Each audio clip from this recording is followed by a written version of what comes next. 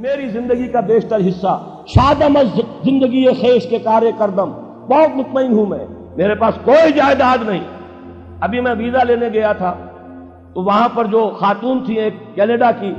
انہوں نے پوچھا آپ کی آمدنی، میں نے کہا آئی ارن نتھنگ، حیران ہوئی۔ میں نے کہا اور بات سن لو، آئی اون نتھنگ، میری کوئی جائیداد نہیں، میری کوئی آمد نہیں۔ مرکزی انجمن خدام القرآن ہے، اس کے ایک کوارٹر میں رہتا ہوں، میری سہولتیں مجھے وہاں سے حاصل ہیں، 2 وقت کی روٹی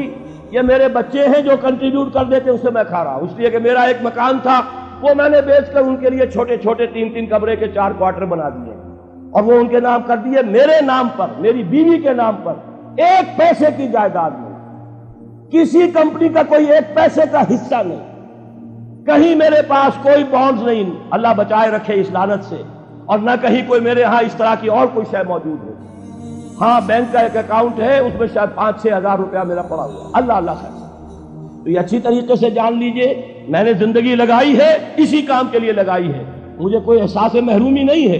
روٹی مجھے ملتی رہی ہے، آج تک فاقہ نہیں آیا ہے، رزق اللہ نے اپنے ذمہ رکھا ہوا ہے، لیکن میری توانائی لگی ہے میکسیمم قرآن پڑھنے اور پڑھانے۔ خیرکم من تعلم القرآن وعلمہ، اور یہ کس لیے کیا؟ جب انجمن خدام القرآن لاہور کی قائم کی تھی، اس کے دیباچے میں لکھ دیا تھا کہ میں صرف انجمن بنانے کا قائل نہیں ہوں، میرے پیش نظر اقامت دین کی فرضیت ہے، میں ایک جماعت قائم کرنا چاہتا ہوں، یہ پہلا قدم ہے مرکزی انجمن خدام القرآن کا، اور یہ 1972 کی بات ہے، آج سے 21 برس قبل کی جو میں آپ کو بتا رہا ہوں۔ بہرحال پہلا کام وہی ہے جو حضور نے کیا،